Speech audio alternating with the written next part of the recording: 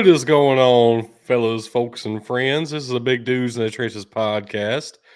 I am Doug. Over here is Bug, and Tug is with us as well. Surprisingly, glad he could make it. Not surprisingly, I was going to be here. You said you were going to be late, and then you're I not said late. I might be a little late. When you say you might be late, you're always late, except for today. No, it's not the first time I've done that. I'm still surprised that you're here. Put it that way. All right, fair enough. You also have no faith in me, and that was proved last night. That sounds really weird. If you don't know the context, I'm going to leave it alone. So let's let your minds wander, folks. I do want to say before we get started here, we're going to be talking about week 10 of the college football season. It's coming up. It's very exciting. I love week 10. It's a good time. Other things to talk about, though, before we do get started here. A couple of holidays this week.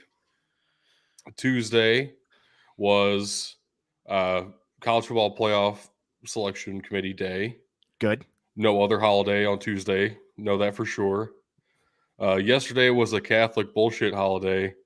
And today is National Deviled Egg Day, which is that's the one we really care about.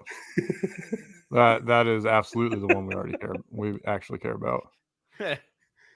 It is also a day filled with rivalry games. So if you're not watching us, hopefully that means you're watching some college football and you checked us out after the fact. We are doing this live on Twitch, twitch.tv/Big Dudes in the Trenches. It's the best place to catch us because you can talk to us live and we'll answer questions and interrupt everything that we're talking about in order to answer your questions. That's how that works around here. Otherwise, recommend checking us out on YouTube. We're also live on YouTube. YouTube.com/@BigDudesInTheTrenches is the fastest way to reach us, or just search for the Big Dudes in the Trenches. Also valid. That's the most extensive self-plug intro I have ever done in my life. I know. I'm kind of impressed. I wanted to see how far you'd take it because I was really curious when we were gonna, I don't know, stop doing a weird self-promotion at the beginning of our own show. Well, we just have to go on a little bit further because part of the rules means you have to follow us on X @BDT Football. Hey. Speaking of X, though, really weird. I haven't been able to load that many posts today. It's not called tweets anymore, I guess, either. They're called X's. No. That's not my exes live in true. Texas, allegedly. That is true. All of them do, actually. It's really crazy. All of them. No, but I haven't been able to load that many posts today on X, and it's been really disappointing because I'm sure it's another news-filled day full of Connor Stalions bullshit. And I love tracking that because it's hilarious at this point. What's also stupid and hilarious to me is that Jim McElwain has had to answer more questions than Jim Harbaugh has. So, But why? Because he was on the sidelines at Central Michigan at one point for some reason. Who the fuck knows? This shit's getting really weird. Did he have a Central Michigan manifesto? No, but he has a Central Michigan hat and shirt and spy glasses that you can see on video where the light turns on. He's recording the other sideline. I love it. Yeah, I don't love it personally. Sounds right. This man will never work in football again. Or potentially their punishment for the school up north should be that they have to hire him as their next head coach. Is that really a punishment? He's just going to cheat. Well, have to hire him and have the restrictions of playing by the rules. Yeah, that's not how that works. Just because you say rules? You have to obey the rules does not mean they actually obey the rules. Okay, Mr. Lawyer Pants down there, figure it out, fucker. We didn't get into the show, guys. We're 7 minutes deep. I know. This is your fault. You started this. This is literally all you. Not true. You guys are preventing me from continuing the show. Let's move on. Literally right now, it's your fault. Rules. How is it my fault? It's your fault. All right, the rules, though. Oh, So we we're need to picking- update the rule. Oh, no, we have it there. See if he can. Okay, we're good. Bruh, it's been on there all season. We're picking every ranked versus ranked matchup. Of course, this is the very episode the switchover happens. We're going from the AP poll to the College Football Playoff Committee rankings for the FBS. Still using the Stats Perform Top 25 because that playoff committee doesn't actually release a rankings except for the top 10 that they drop randomly at some points. Out of 16 teams that make the playoffs. More than that, it's 24. Oh, okay, out of 24 teams that make the playoffs. You said that like the 16 team was only for 2020 for the shortened season because there were less teams playing anyway. That's fair. In addition to picking all those games, we pick every rivalry matchup. As far as I can tell, we're literally the only place that picks every single rivalry game every week. I have tried to find other places that do that, and they don't. So go BDT football. Very nice. Right. And in addition to all that mess, we also pick our own additional games that we like to talk about every single week. It's a great time. It is. I know, Bug, you're very excited for one this week. Well, I'm just saying, speaking of rivalries, one that we picked that's taking place tonight, my pick is winning currently 13-7. Troy leading South Alabama. Yes. I picked Troy. No, I didn't say you didn't. I just said that I picked them. Doug, no, you did. You did. I had a point there. I'm just going to leave it alone. We're moving on. Let's go to the first rivalry matchup of the week, which was actually last night. Kent State at Akron. Fuck you, fucking Doug. blizzard. Fuck you. It was not a blizzard. It was snowing for a little bit in the first quarter, and then it stopped. Come on. You saw the Air Force Colorado State game, right? They made it look. They made it look pretty damn snowy. Just saying. Well, they also kept going to the blimp shots, and every aerial shot of the game looked like the stadium was completely fucking empty. Brutal. Yeah. Well, it probably was. Well, it's Wednesday night. It was not completely empty, but anyway, this is the first offensive touchdown that Akron has scored against Kent State in like 3 years when they've played at Akron, at least. And they put up fucking 21 unanswered points in the fourth quarter. I love it. To pull this bullshit out, go fuck yourself, Tug. No, I will not. I will bask in the glory of zip victory. yourself.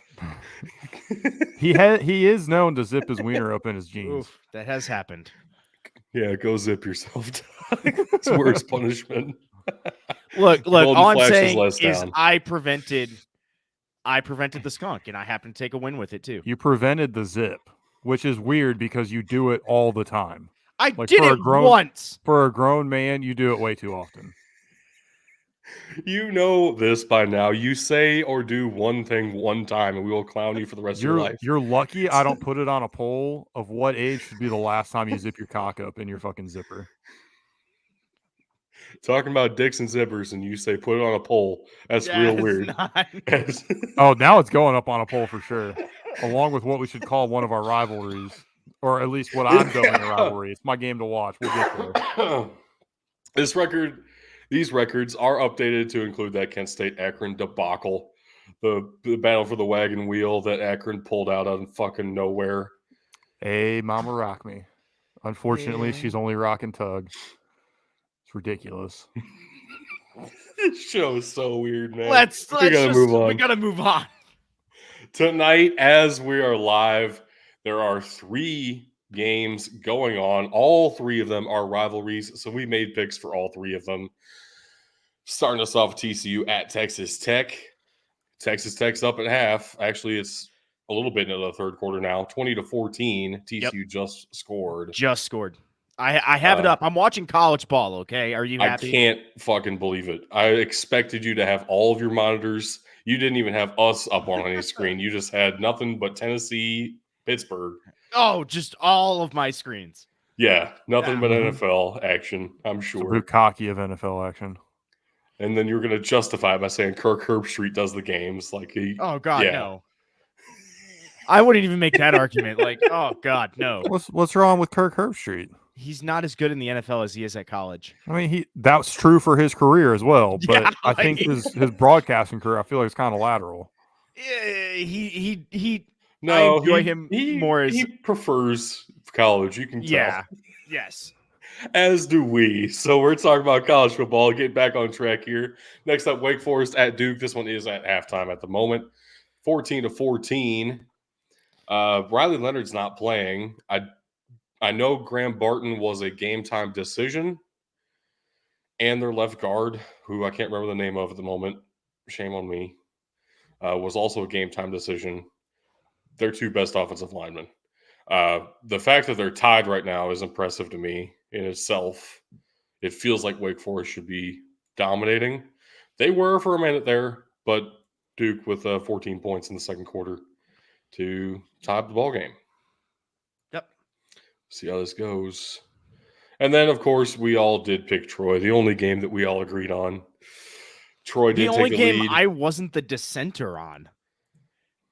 You know, it happens sometimes. And look at how well it's going for us. If you had just agreed with us on all the other ones, we'd have had just as good a luck, but no. Yeah, no, we would have been skunked on all of them so far. No, I firmly believe that Akron would have lost and fucked it up. Me too. Well, see, I gotta catch up to Doug. So therefore, no, you don't. I do. No, you don't. I do. You do not need to. I need to catch up to both of you. I don't know what we're talking about. Ben, you have bowl season. That's going. There's not that many fucking bowl games. There are 40. You'll be fine. You're expecting me? I'm expecting to go like maybe 30-10. That's you're gonna go 40. Yeah, and I'm gonna go 15. We're gonna go 10-30. We've all picked Troy. They're up 14-7.5. Because South Alabama's kind of ass. And no matter how many times I say that, y'all don't want to fucking listen.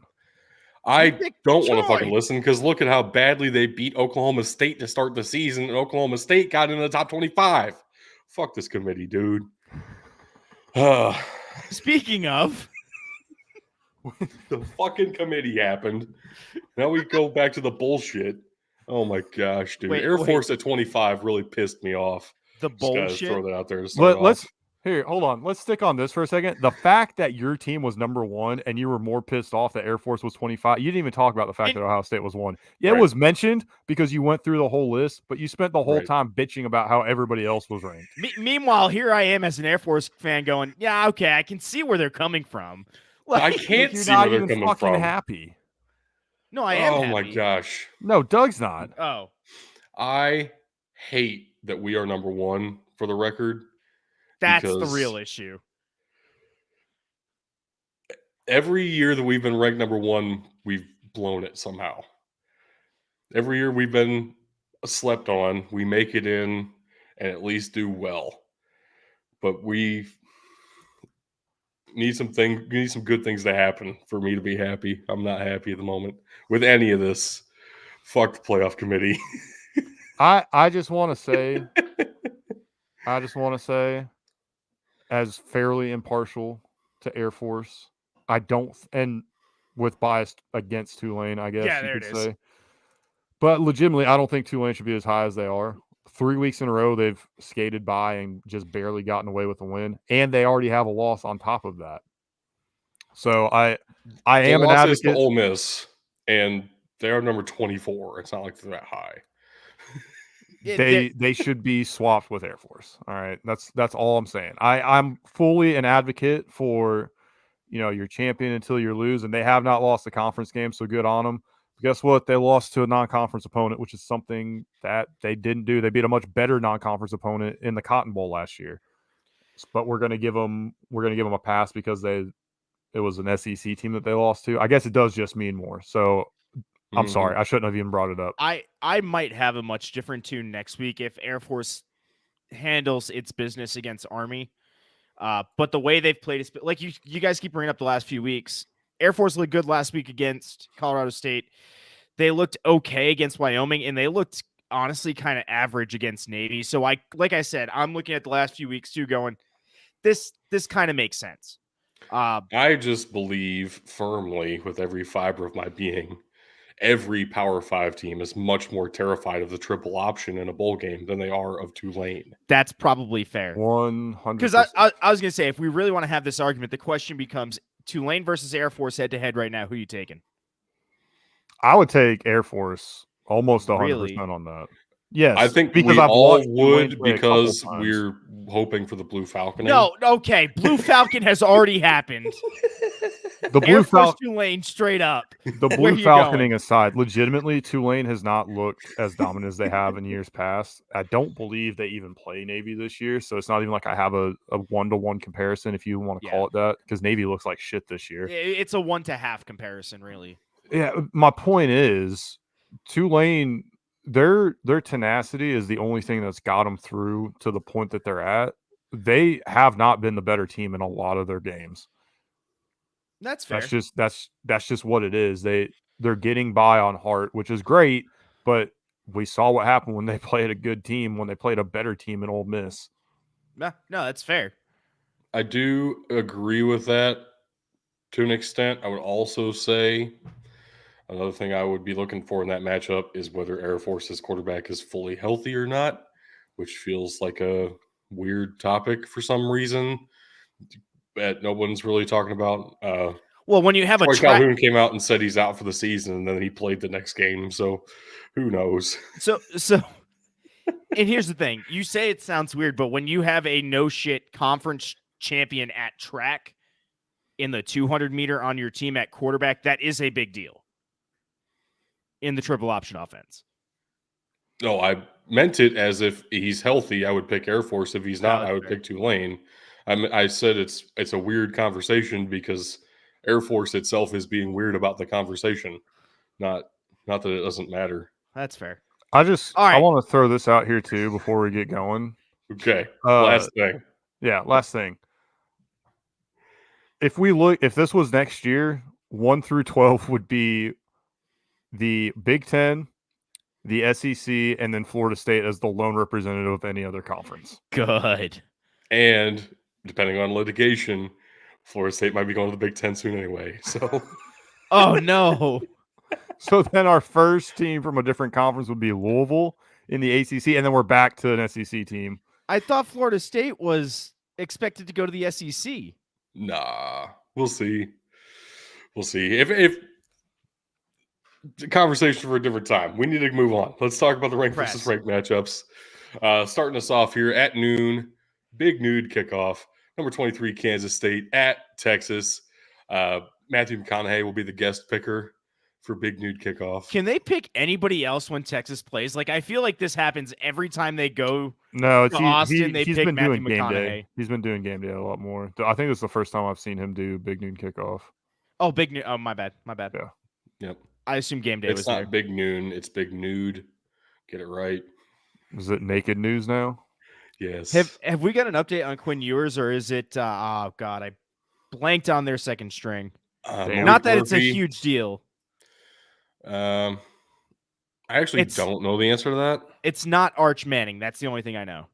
No, it's Blake Murphy. I already said, but I don't know the answer to whether or not Quinn Ewers is playing.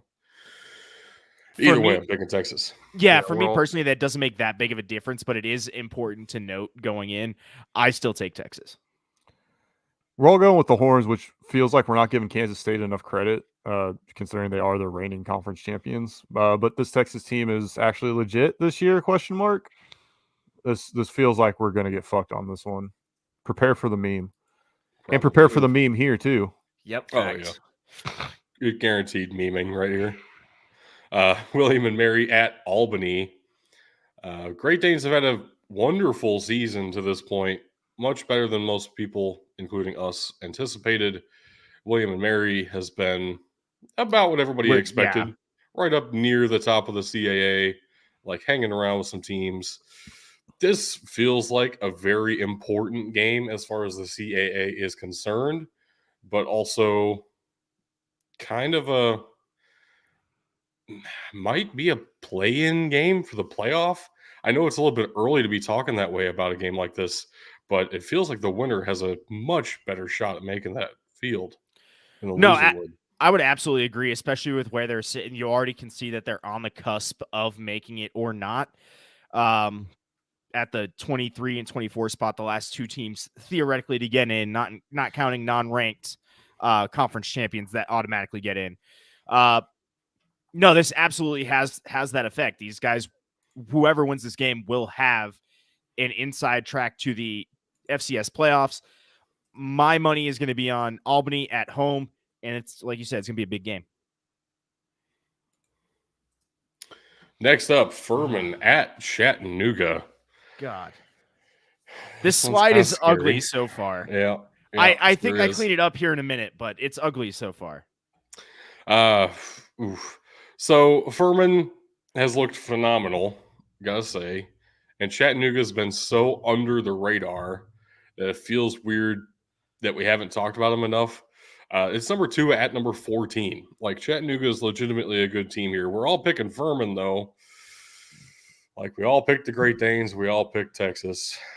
This is a dangerous slide, but yeah, I didn't talk a lot during the William and Mary Albany game because I feel like I know, like, I'm just gonna say Albany has fucked me before, and I'm not gonna let it happen again by picking against them. Furman's very much the same way, but the other piece that you got to look at is we talk about it all the time, how there's this massive gap in the FCS right now, and I feel like Chattanooga is certainly on the wrong side of that gap in this matchup. maybe. I agree completely, and where this comes down to for me is we had said from the beginning of the year that this is Furman's conference. I do believe that, and if it's going to be your conference, you need to handle your business, even if it's on the road. That is the one X factor in this game that I cannot predict, is that it's a road game. But I'm still going to go with Furman on this one.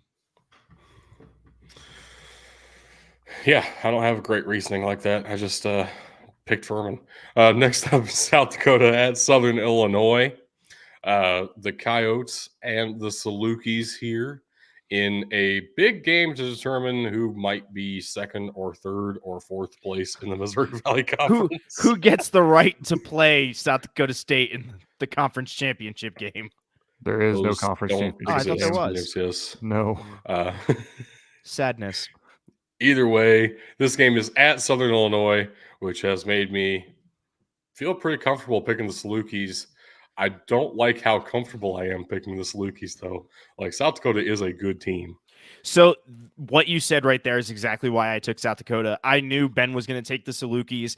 I actually do like the Salukis at home, but I also can see the path for South Dakota. So I'm going to eat the bullet here, and I'm going to take the Coyotes to prevent the skunking, to prevent the dogging, and see what we get here. But your face scares me now, but yeah, this is an anti-meme pick for me. I guess Coyotes are dogs. They are dogs. What I'm looking at, raw dogging. What I'm looking at though is how SIU moved the ball against South Dakota State versus how South Dakota moved the ball against South Dakota State last week.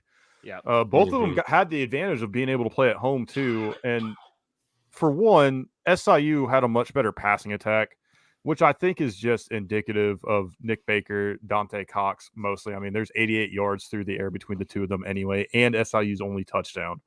The other thing I want to crack into and look at a little bit is how SIU ran against South Dakota State versus how South Dakota ran against South Dakota State, and then conversely, how South Dakota State ran against South Dakota, because let's face it, SIU's pass game is lacking in the sense that they don't have a ton of guys to throw the ball to.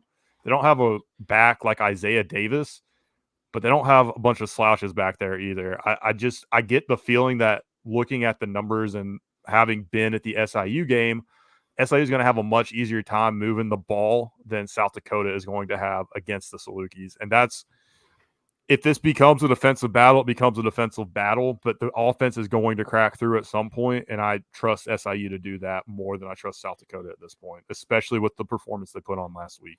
No, that's entirely fair, and we're finally starting to get to the point in the season where we have common opponents to compare these teams like that.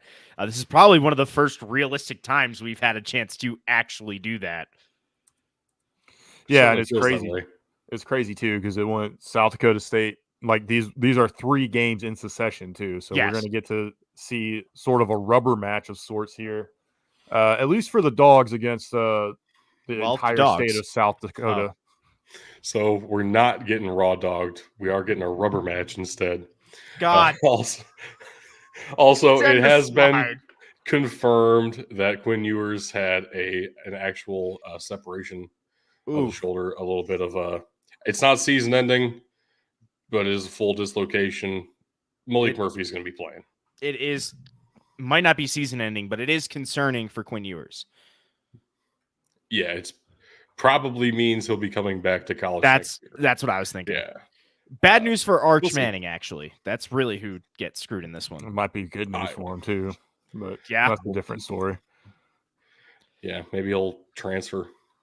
Next up, the Dakota Marker is a ranked versus ranked matchup. Number 11, North Dakota State at number 1, South Dakota State.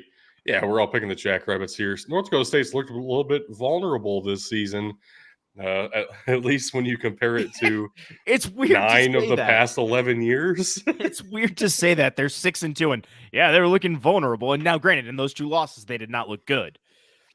But it's still weird to say that. And the only game that South Dakota State really felt vulnerable in was at SIU. Yep. Yeah. Even then, honestly, the second half, they kind of physically dominated. The scoreboard didn't reflect that. But South Dakota State feels like one of those teams. If they're on, You're not beating them. Yeah. I feel like the scoreboard reflects it. That's when SIU did their work, but I digress. Yeah. South Dakota State is the better team this year in all facets of the game. And it's, again, I want to point this out. South Dakota number 9, SIU 10, North Dakota State number 11. That's how packed and how tight it is in the Missouri Valley Football Conference right now. Next up, number 12, Missouri at number 2, Georgia. It doesn't scare me in the slightest. We're talking about Missouri here.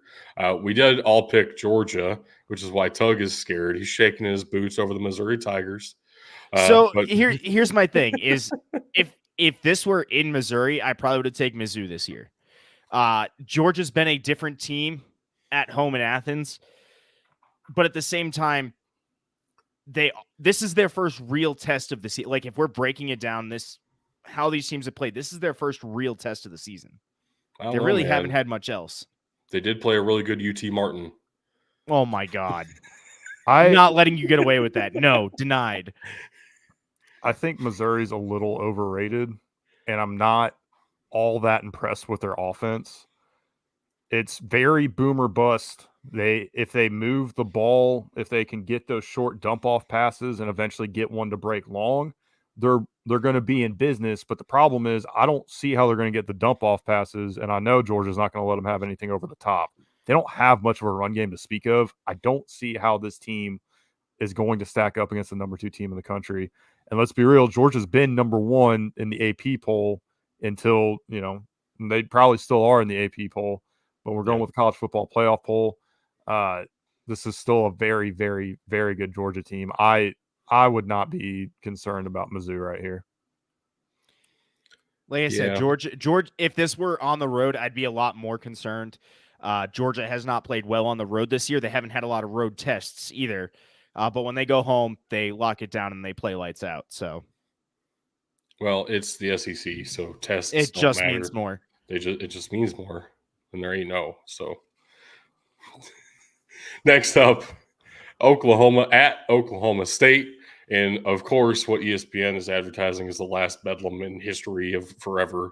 That's not going to happen. There will be another one at some point, but it's not on the schedule at the moment, so everyone's freaking out. Oklahoma State have had a very long storied history of Oklahoma beating the dog shit out of Oklahoma State. It's so true. Tug and I are picking the Sooners, but Bug, you're going with number 22, the Pokes here. I am going with the Pokes for the simple reason that, yes, this is the most one-sided rivalry in the history of college football. And I know Oklahoma State's pissed that Oklahoma is leaving the conference, therefore all but ending the rivalry, at least the annual part of the rivalry, as far as we know right now. I know there's probably not a lot of interest from administration, considering that, hey, we lose this one all the fucking time. Why do we want to keep going it? But I got a feeling that the players are going to give a shit, and this game is going to be in Stillwater. So I'm going to give a little bit of an edge to Oklahoma State. I feel like if you can get these guys fired up, wash away entire history of a bad taste in your mouth, knowing that you won the last one, quote unquote, and maybe you get Oklahoma to want to extend that rivalry, get that free win every year, right? So we'll see what happens. This is not an anti-meme pick. This is legitimate. I do think Oklahoma State is going to come out ready and has a shot here. In your defense, over the past couple weeks, Oklahoma State has looked better. What scares me is when a good team comes off of a bad loss. And Oklahoma is not a great team, but they are a good team. They tend to play like an elite team the next week to make corrections. That's what scares me in this game. Oklahoma's coming off a bad loss. They should have won against Kansas. Was it Kansas? Okay. They should have won against Kansas. They let it slip. They looked bad the week before. This is the market correction game for Oklahoma. And that'll do it for the afternoon slate here. Going on to the nightcaps. 3 more ranked versus ranked games to go. Very packed weekend here for us. Number 5, Washington at number 20, USC. I can't stand that they are ranked at all, but they are. We're all picking Washington because USC fucking sucks ass. I just want Caleb Williams to get exposed for a 3rd time this year so I can stop fucking hearing about how he's a number 1 pick, because he's fucking not. He can't play against good defenses. And here's what's really going to piss me off is everybody's talking this motherfucker up. Oh, he can't miss. He's got to be the number 1 pick. He's going to replace whoever the fuck gets the number 1 pick at their job, blah, blah. And I guarantee you this. If the Bears keep their goddamn pick, not only will he suck for the Bears, he'll suck for whatever fucking team takes him number 1, and everybody's going to talk about how much of a fucking bust he was and how that team can't develop a fucking quarterback. Let's go, pissed off bug.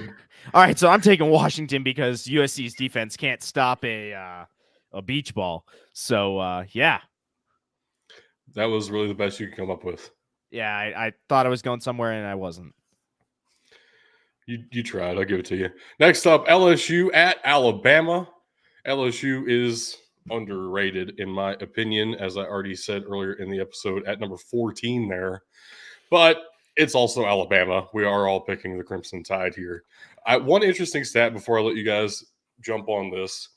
If LSU pulls this out, big if that happens, Jalen Daniels will become the 2nd quarterback ever to beat Nick Saban back-to-back years. Can you name the other quarterback to beat Nick Saban in back-to-back years? Is it Johnny Manziel? Neither of you are correct. Was it back in his LSU days? No. Okay. It was also not in his Alabama days. Oh, wait. It was also not in his Miami Dolphins days. Tom Brady? Oh. No. It was Drew fucking Brees of the Purdue Boilermakers. Oh, back in the Michigan State days. 1998, 1999. So Jalen Daniels could enter some elite territory if he does pull this one out in Tuscaloosa. Jalen Daniels, number 1 overall pick confirmed. I just want to say I legitimately thought about taking LSU, but I decided getting corn dogged would be better than getting this pick right. So if LSU wins, we're getting corn dogged because you should know. Brian Kelly doesn't coach well against good teams like other elite coaches. You've had this take forever, and LSU is doing really well, except for the 2 times they played Florida State. Oh, Florida State's not the only good team on the schedule. What happened the last time Brian Kelly went against Nick Saban? They won. It was in LSU last year. Oh, last year. I was thinking back to his Notre Dame national championship game. You just got done talking about how good Mizzou is, which, by the way, a Brian Kelly coached LSU beat. And how you would take Mizzou over Georgia if this game was at Ferret Field that holds about 15 fucking people and they can't win a game facing a certain fucking end zone. Nobody praised me for my consistency. That is correct. Moving right along here. Number 7, Sacramento State at number 4, Montana, is the latest ranked versus ranked game of the day. Big Sky has given us some huge matchups this season. Another top 10 battle here. I have hated on both of these schools at some point this season. I feel like Facts. Montana has really turned things around, though. After starting off the season looking really soft, they have come out and played very well the past couple of weeks. Feels like maybe a course correction to the median for both schools here this week to me. Because of that, I am taking the Hornets, although I understand that is a huge gamble. And the home team Grizzlies do make quite a bit of sense. I mean, that's really what it comes down to for me is Montana's looked really good recently. They have seemed to course correct themselves. And then Montana at home is no slouch. It is a rough place to play. So we're going to go with Montana and the Grizz. Yeah, I'm going to give them that home field advantage buff, if you will, for the Grizz. But I went back and forth on this one a lot because we've talked about several times how Sacramento State isn't the team that they were last year, and that certainly is true. But I couldn't help but think this is Montana's game to lose. That's really just how this one feels. Fair. No, I understand that. I just feel like they probably it's very easy for them to lose it because they looked like a team who was going to lose all of these kind of matchups for the first couple of weeks of the season. We'll see. That's just the rank versus rank. We still have a whole slate of rivalries to go through here. Of course, you will have noticed some of those rank versus rank games were rivalries, but we talked about them in the rank versus rank because they're both ranked, and it's fun to talk about them earlier. But the unranked rivalries, starting us off on Friday night. That is tomorrow as we are live. That is today if you're catching us on Friday, and that's yesterday if you're listening to us late for some reason. Catch us live or as soon as we drop. Best time. Friday here, 2 games. Both of them are rivalries. Starting off in New York, Boston College at Syracuse. Boston College a little bit under the radar this season after a couple of pretty rough games to start off the year. 5-3 is not a bad place to be. If Jeff Hafley can get them 7-8 wins this year, very possible he does come back, even though some people were talking about him on the hot seat, including myself earlier this season. However, I am taking the hometown Syracuse Orange in the Dome. Yeah, I don't even know what the official name of the Dome is anymore, but that is such an insane place to play, and things always seem to go the Orange's way when they're playing at home. JMA Wireless Dome or something weird. It's the Carrier Dome forever and always. It should be. Just like it's always going to be the Liberty Bowl. But I digress. I don't want to say they're unbeatable at home. They do lose at home. It just feels like they're unbeatable, and I don't trust Boston College.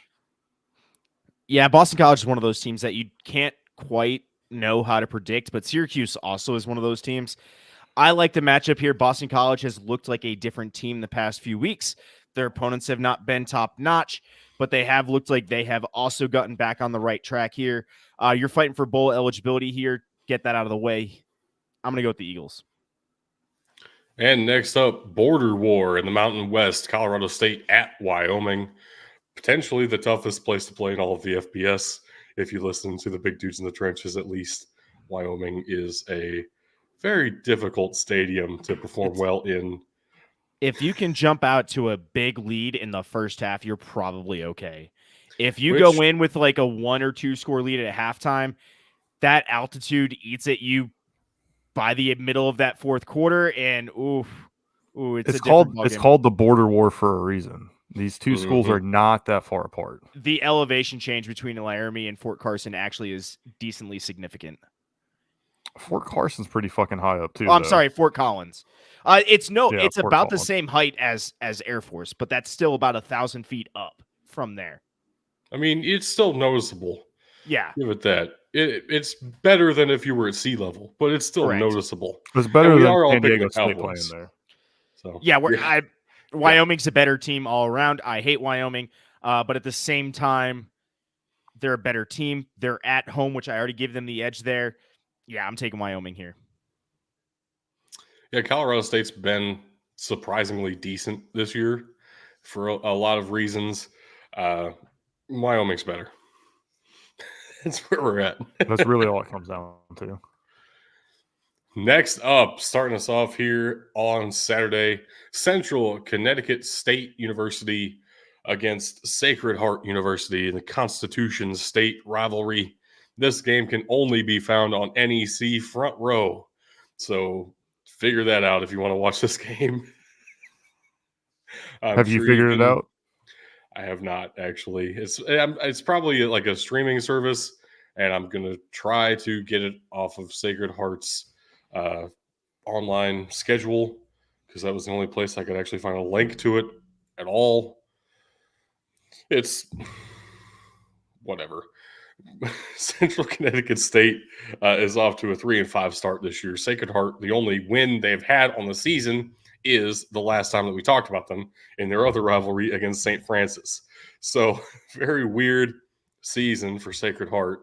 Not what they expected, and really not what I expected out of Sacred Heart either. I am picking Sacred Heart, though, just kind of because, I guess. That's where I'm at this point. I'm taking Central Connecticut mostly because they're playing better than I expected them to. If you had said to me at the beginning of the year that Sacred Heart would be 1-8, I probably would have laughed at you. I was expecting a lot more out of them. If you had told me Central Connecticut would have had 3 wins at this point in the season, I probably also would have looked at you a little funny. I had them pegged for a 1 or 2 win campaign, but that's not how this has gone. So let's go ahead and give them another win here. Yeah, I think some things eventually have to start going Sacred Heart's way. We expect them to be a lot better than they are. I think they've got pride in this organization. They got pride in this team. I think they're going to come out here and want to win this rivalry and maybe start getting on the right path for next season. I'm pretty sure if you go to necfrontrow.com, this game's going to be free. So nice. Check it out. It's a good time. It's going to be great. Promise you. I can't promise that, but I promise you. Next up, Cornell at Penn, the Trustees Cup here. Another Ivy League rivalry. These have been a little bit wild at times. I feel like we get at least 1 a week. Yeah, I mean, that's the Ivy League for you. When they get playing each other, they have such a long history of playing each other. Yeah, that they all hate each other to some extent. I don't know the last time the Ivy League's roster has changed as far as membership. Probably been maybe when Penn joined them. I mean, it feels like the 1790s or something. So Cornell at Penn this weekend, we're all picking the Quakers. Honestly, Penn just has a better team this year. They've looked better on the field. They're going to piece it together. That, and I believe Cornell kind of fucked me over last time, so this is their punishment. Take that, Cornell. Who picks Cornell? Who even goes there? Nerds. Yes, nerds go there. Correct. Yeah, it's the Ivy League. That's the whole point. Next up, Army at number 25 Air Force in Denver, Colorado, Mile High Stadium. I will be at this game. That is fantastic. You will see the Commander-in-Chief's trophy. It will be in attendance because if Air Force wins this game, they win the trophy yet again. If they lose, they have to wait and see the outcome of Army-Navy. Our Air Force won Commander-in-Chiefs last year. Yes. So if it's a 3-way tie, it goes back to Air Force because that makes sense. They changed that again recently enough. There was a time there where it would literally go down as a shared trophy. I forget. Which is worse. Yeah, probably. Frankly, if it's shared, it should just go to the winner of the Army-Navy game, since that game is deemed so important it's not even played during the regular season. Stop trying to hurt me. Hey, win this week and it doesn't matter. I'm trying. Hey. We're all picking Air Force because that's what we do around here. And they're a better team. There's many reasons why you take Air Force here, not just to try and get the Blue Falcon. I agree. I picked Air Force as well. It was a because you want the given we were Blue picking Air Falcon. Force. I want the Blue Nope. Falcon. Nobody but I on this also show want Air is Force picking to win. Army, dude. Yeah, let's be real. Show of hands, who would pick Army if this game was 8-0 versus 8-0? Show of hands, real quick. Oh, crazy. We would all pick Air Force anyway.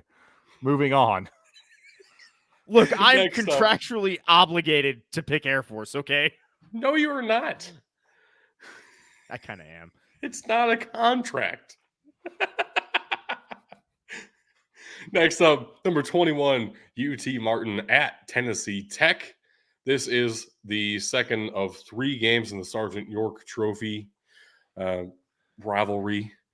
Tennessee Tech, Tennessee State will be later this season, but UT Martin can win the Sergeant York Trophy here if they beat Tennessee Tech this weekend, because they already beat Tennessee State earlier in the season. And we are all picking the Skyhawks to do just that. I like the hat. I like the hat. I like the logo. And this is another case of this team just looks better on the field right now. I'm not even going to lie to you. When I was in school at Memphis is when I first found out that Tennessee Tech existed. And then I consistently forgot that it existed, except for one of my fraternity brothers had a Tennessee Tech shirt that he wore pretty frequently. I'd be like, oh, yeah, Tennessee Tech's a thing. And then I'd forget about them until he wore the shirt again. Nice. That sounds pretty accurate for Tech. I was going to say, it sounds about accurate. Yep.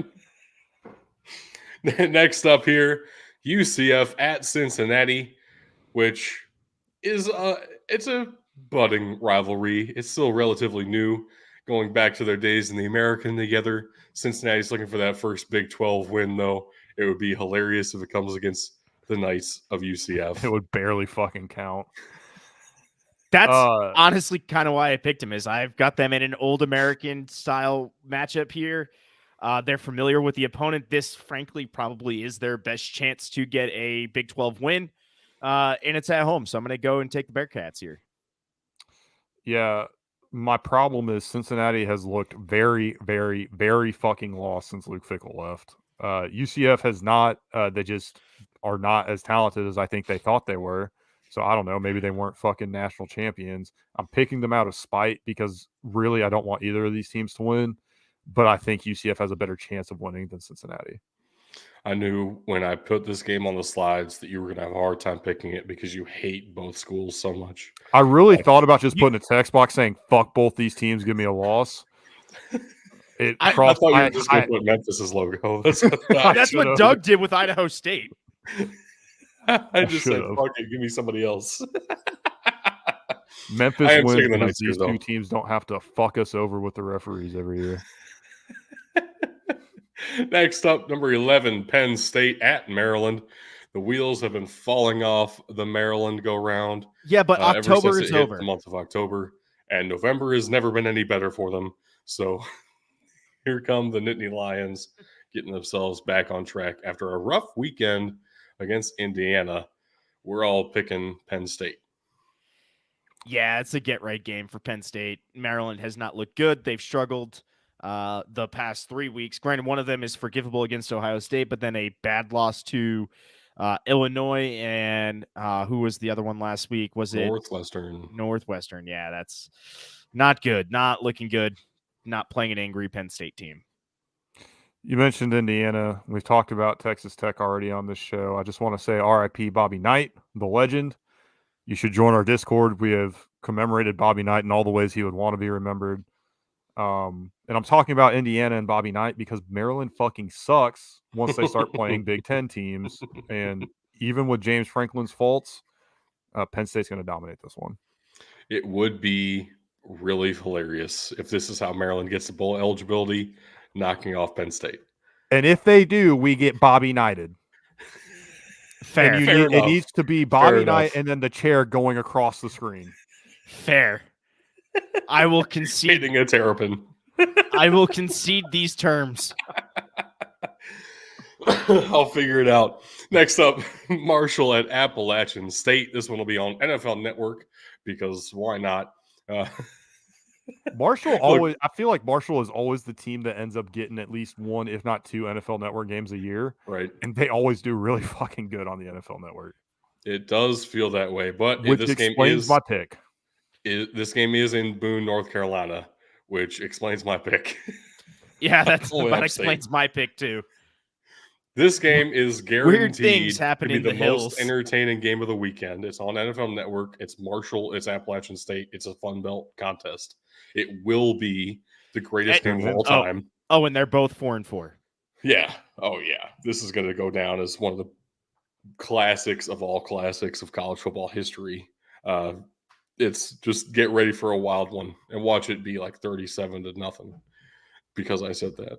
That's still wild. That's not what I would predict for this game. It would be crazy, actually.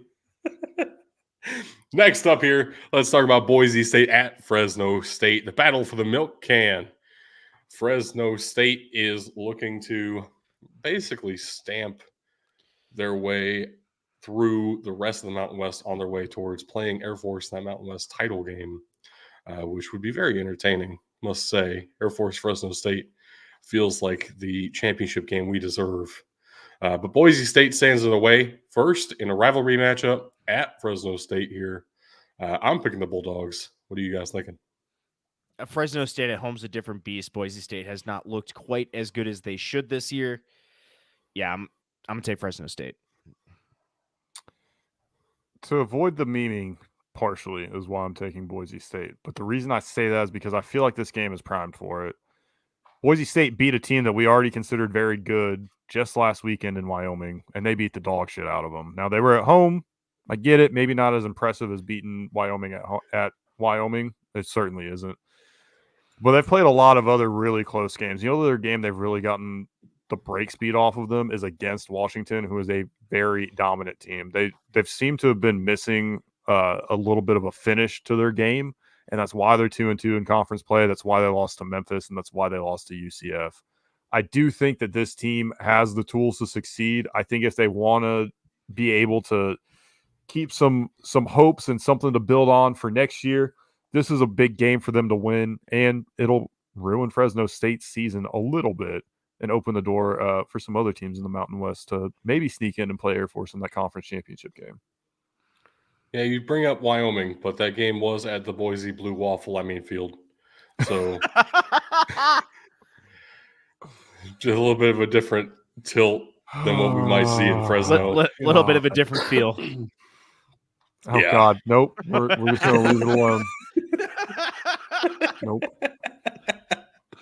Next up, the games that we have each picked, because why not? 3 more games apiece. Let's go. Now, is this the cockfight or is this cockadoodle-doo? This is the cock bowl. It's cockadoodle duel. Cockadoodle duel? Yes. It's going to be on a poll. We're putting a poll up. Be sure to go vote. We're talking about Jacksonville State, the Cocks, taking on South Carolina, the other Cocks. Go Cocks. Cocks are winning this one. Cocks are losing this one. It's going to be a messy one. I'm taking South Carolina. I have nothing else to respond with what was just said through my ear holes. I'm also taking South Carolina. Let's go Cocks. And I'm taking the Cocks, and if you want to know which one, go to fucking YouTube. Next up, Austin P taking on Eastern Kentucky. Bro, what is with you? You have Let's Go P and Go Cocks Go. Like, what? Do we need to have a talk? They're playing their game on network at time Eastern, Doug. That's fantastic. Love that. This is kind of my fault. I was going to say, you could do it yourself. This is kind of my fault. But we're split here. Time Eastern. We're split here. On a network at a time.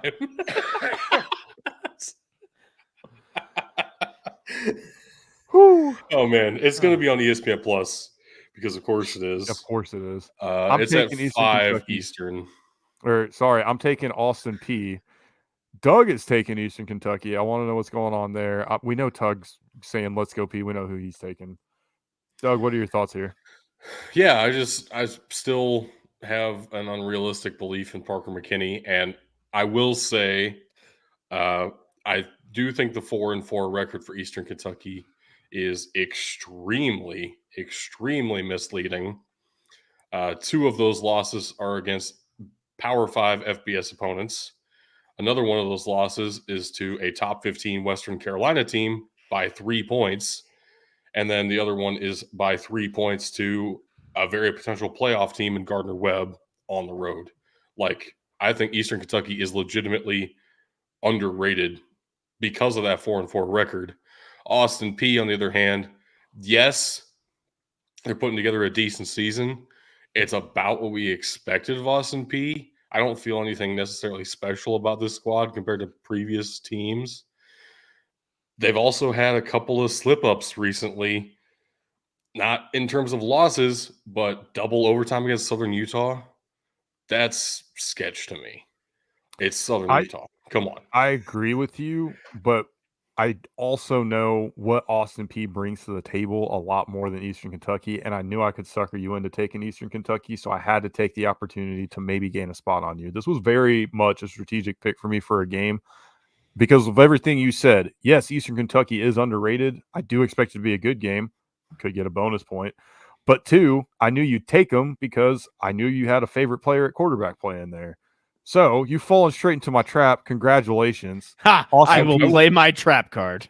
I will be watching Network at time Eastern in order to see how this one goes. Austin Peay, I think, getting this one done because I know what they bring to the table. Like I said, I've seen them play a lot more, and I have bring a lot peas to the table. Let's go Peay.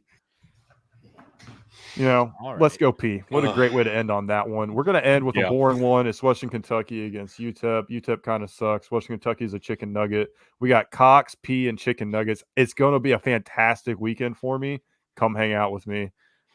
All right, so I just have one question before we move on. Who at the Sickos committee do you bounce these game ideas off of? I know you work with them. Remember? You have to. These are all Sicko committee games. Did you vote in the Sickos committee poll?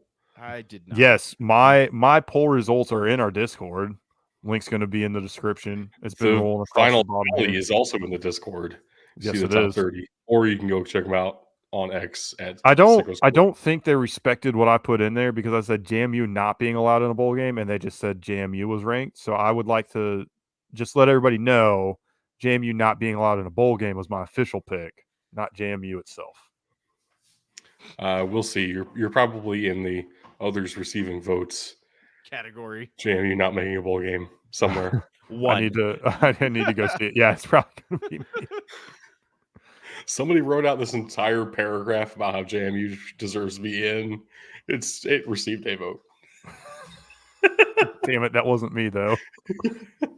Oh, I don't know if that's real or not. I was talking about you. Anyway, all right. My games of the weekend will be at times on networks. Good. Real. Multiple times on multiple networks? Different times and all different networks. Oh, okay. Starting us off here, number 17, Villanova at New Hampshire. The CAA has been interesting this season on a whole bunch of different levels. Really feels like after Delaware, you have a toss-up all around. Villanova is a part of that. To me, New Hampshire is a part of that too, even though they, again, it's a 4-4 team that I'm falling in love with for some reason. There are a couple of players on New Hampshire that I really love watching. Max Brosmer, Dylan Loeb. Yeah, I don't know if I'm giving a lot of qualifiers to that. I don't believe in the Wildcats as much as number 17 makes it out to be like I ought to. I'm going with New Hampshire at home. I can't blame you for taking New Hampshire this time of year at home. That is an X factor because you never know what the weather's going to be up in New Hampshire at this time. But I'm taking Nova. Nova surprised me earlier this year taking on URI and handling business very, very well. I expect them to do the same against a New Hampshire team that just played URI very, very closely. No, it's not a urinary tract infection. Thank you for saying it correctly. Peay, chicken nuggets, urinary tract infections. We're killing it. Nova's winning this one, though. Next up, Southern at Alcorn State. Very much Is this the Microsoft slide where you clip art. tried to correct yourself? Because I feel like I picked first. And you just picked opposite everything I did. That's not what was intended to have happen. That is I just wanted exactly to pick what Alcorn happened. State against Southern, and you decided not to. So interesting. We'll see what happens here. No, Alcorn State has been surprising to me this season. Southern has been about this good for the past couple of years, feels like. Alcorn's been on the rise. It's at home. I want to see what they can do. This is more of a pick for me to finally get to sit down and watch them more than anything, honestly. I haven't seen an Alcorn game this season. But, hey, I want somebody else to make the SWAC championship game. So let's go with Alcorn. I've seen Southern a little bit, and just the bits and pieces that I've seen, I can tell it's a pretty solid put together team. So that it's not much, but it's more than I've seen at Alcorn. So definitely some bias there of, hey, I've actually seen one of these teams play. Fair enough. I just took a gut shot pick here, so I went with Southern. Fair enough. I also like Southern's color scheme a lot more. I don't know. Yeah, the purple and yellow is exciting, though. Next up here, Kansas at Iowa State. I know Kansas is ranked, especially after the upset of Oklahoma. Definitely helped push them over the top here. Iowa State is actually the favorite in this game, and they're at home. I'm picking the Cyclones to beat the Jayhawks in maybe a little bit of an emotional come down after finally beating the Sooners. This has all the makings of a trap game for Kansas coming off the big win, but I have faith that they can stay true to themselves and pull out another win here against Iowa State. You know, Kansas is coming out of really a dark age for the program. And who's been at the front of that? Lance Leopold. And who's been under center for all of that? Not Jaden Daniels. He has not been everyone under center except the Jaden entire Daniels. time. He's been in and out of games, my man. Right. Either way, with Lance Leopold at the front, they've become a better team. I think he's going to have them ready for this one. And it did cross my mind, man, they just beat Oklahoma. Maybe they're going to have a big letdown here. But I think, I believe in Lance Leopold. He's going to have them ready for this one. You know who led Iowa State out of being absolute dog shit every season, though, with Matt Campbell. And guess but he only led them to average mediocrity. Yeah, and that's better than Kansas has ever had in their history. So they're doing that too. Good for them. But Iowa State's been doing it longer. All right, what games do you have for us, Tug?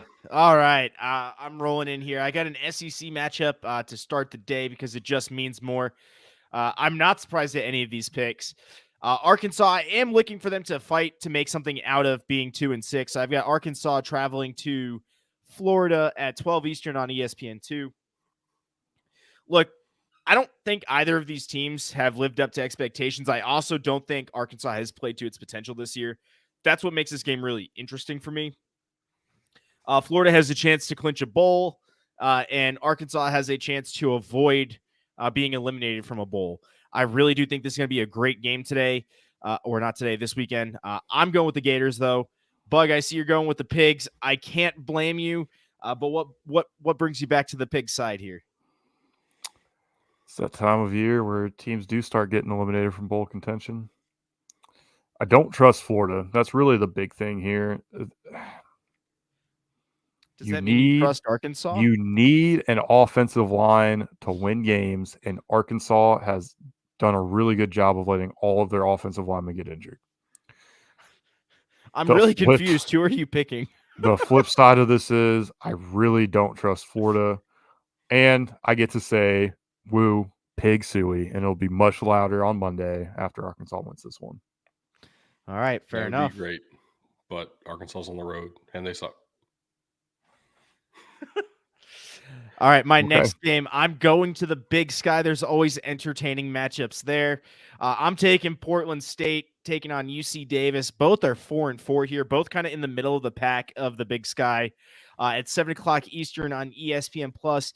I'm taking the road team here. I'm taking Portland State.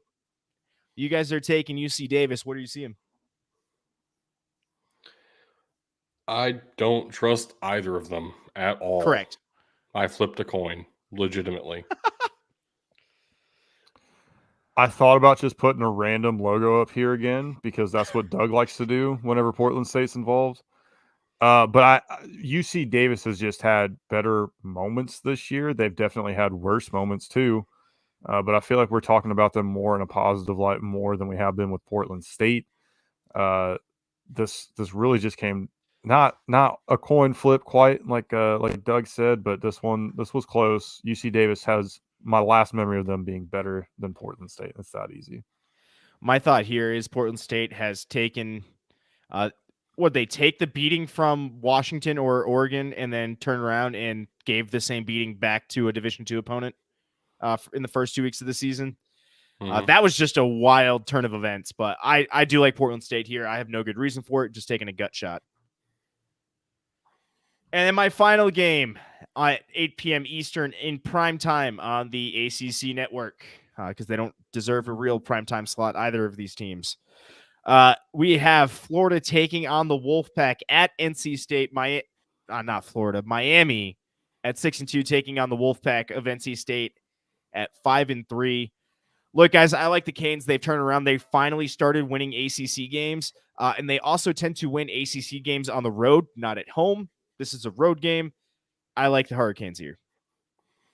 Yeah, as much as you hate on Brian Kelly, you do suck a lot of Mario Cristobal.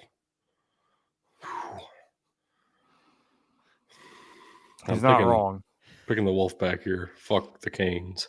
I struggled with the Clemson North Carolina State game pick a lot. That was on the CW. It doesn't count. Well, it did count, and NC State beat the dog shit out of Clemson. I'm not gonna lie, I almost took the CW game this week, but it was for Georgia Tech at Virginia, and I was like, no. That game's gonna be phenomenal. Just wait. That's a sickos game. Mm-hmm. North Carolina State, the big thing with the Wolfpack is kind of what I talk about every time they come up. They are extremely physical, and I do think that was the difference maker for the Clemson game. They were able to jump out early, beat the shit out of them all game. I think they're going to do the same thing to Miami, who has already had issues playing in the ACC, and they're going to have to do it on the fucking road. So, and you know what's great about a physical team is they can force fumbles. So when Miami refuses to take a knee again, NC State's going to scoop and score that bitch. There it is. Yep. There it is. All wrapped up in a nice little bow. I'm going with the Wolfpack. Before we get out of here, do want to preview a couple of prospects worth looking forward to in the upcoming NFL draft in Detroit for some reason. Anyway, starting us off here, wide receiver for Colorado State, Torrey Horton. I know we all picked Wyoming, but Torrey Horton is definitely a part of why Colorado State is enjoyable to watch this season. Coming up on beating his career high is in catches and touchdowns already. Very possible he catches both of those this week. Pun slightly intended. Was a transfer from Nevada. Came along with his head coach when he left Nevada for Colorado State. Another in-conference transfer there in 2022. Look at that vertical, though. Very exciting stuff. Torrey Horton is, I believe, an underrated athlete at the receiver position. Not necessarily the most polished of route runners, but just finds a way to get the ball. And I love that. I'd much rather have that than a guy who can run routes and drop it. Nah. That's where I'm at. And I love it. They're playing on this is a picture playing at the blue turf. It's beautiful. Absolutely beautiful. I love everything about it. The Boise blue. Nope, leaving that alone. I want you to pronounce this name, Tug. Edifon Ulofashio. You got the first name perfectly. I want to hear that last name again. I wasn't listening. I was too impressed. Ulofashio. Yeah, close enough. I'll give it to you. All right. Linebacker for Washington has been around for a very long ass time. All at Washington, though. Got to give him props for that. Since 2018 his redshirt season, where he still played a little bit because that's like the first year that you were able to do that as a redshirt. That's how long this guy's been in college. Here's the thing to know about Edifon is he does have a little bit of an injury history, couple of knee issues, what held him out of last year for significant portions of the season. But that does appear to be fully healed. It was really only one injury that seemed to linger for a little bit because he tried to get back on the field too soon. I do think he'll be fine. He should be ready to go for like combine testing season, all of that. And he's putting up the best season that he's ever had. Not really much of a runs support or pass rush linebacker, more of a coverage guy for most of his career. Still has 2 sacks this season and 41 solo tackles, 57 overall. That is by far and away his best season at the linebacker position. Also, I really love this completion percentage allowed. So PFF is the one who tracks this. Shout out to PFF. I don't know if a lot of their grades are that accurate, but I like some of their advanced stats, and they're one of the only places that actually give them to me for every college football player. So love that. Completion percentage allowed, though. I love seeing this in a place where it is lower than the average of the quarterbacks you have faced. That means you're doing better than those quarterbacks on most downs, if that makes sense. He's played some pretty decent quarterbacks already this season and allowing a lower completion percentage than they normally have. That's a great sign. Keep it up, and maybe a versatile threat in the near future if he can keep up this pressure rate. Maybe get his hand on some more footballs. Be a very exciting prospect to watch out for. No hype around him, in large part because he's been in college so dang long and some knee injury concerns from last season. We'll see.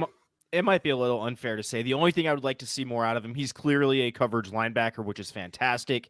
I don't see his passes defended on here. That might make up for this, but the lack of INTs is a little concerning, but he's at least doing something right, hitting the ball or hitting the receiver to keep the completion percentage down.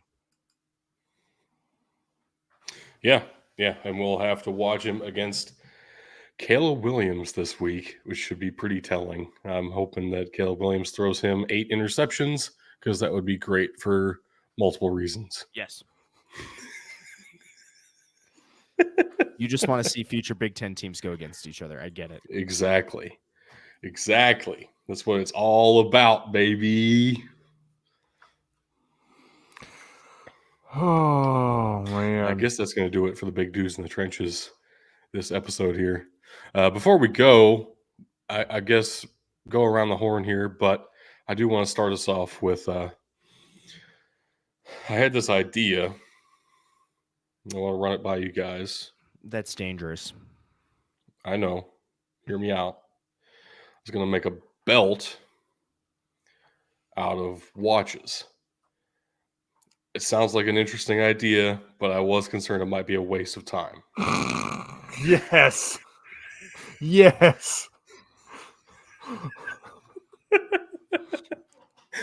Oh, man, I'm so happy. I was not sure where that was going, but I'm so happy right now. Oh, that's a good one. Thank you. All right, so first things first. I mentioned it on the show last week. If you were with us on Thursday, earlier this week on Monday. It's Thursday now. If you're with us on Monday, I mentioned it that I'm shaving my mustache, and if you're watching us live, you can see my baby face. But I just put it in the comments here, and I'll be posting the link to my MoSpace for Movember, where I'm raising money for men's health, help change the face of men's health, whether it's suicide prevention, mental health, prostate, or testicular cancer. Movember takes all the donations and sends it out to charities worldwide for all kinds of different men's health initiatives. Please check them out, and if you have the means to do so, donate. My goal this year is $300 after raising $280 and smashing my $150 goal last year. However, a little bit. Get into happier note. 350. Yeah, give me the 350. Let's see. Let's see how high we No, can bump no, those no. numbers up. I need I'm about not getting to 350. 350. 350. I need about 350. Hey, did y'all know that, Lance it's kind of an uncommon name now, but in medieval times, people were named Lance a lot. Mm-hmm. Oh, God. Didn't know that. All right, we have our links. They are scrolling through the bottom on the screen. We will link them in the description below. Read them. I'm doing it. No, you're not. You're telling people where you can find them. Yeah, and then I'm Not the going to same read it thing. like I always do. We have our Patreon, Do it. patreon.com/BTFootball, x.com/BTFootball, facebook.com/BTFootball, instagram.com/BT_football, twitch.tv/Big Dudes in the Trenches, all one word, youtube.com/Big Dudes in the Trenches, mailbox at bdtfootball.com, bdtfootball.com, in our Discord. I don't care, guys. I love our fans. They can find it in the links below. Boo. Ah, yes. Links, Let the boo links, rain links, down. Links. The links.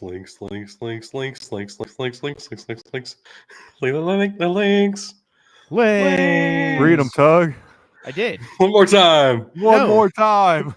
All right, One ladies and more gentlemen, time. that's clearly all the time we have in the show today. Thank you for watching and or listening. And just remember, you can't win a game if you can't win in the trenches.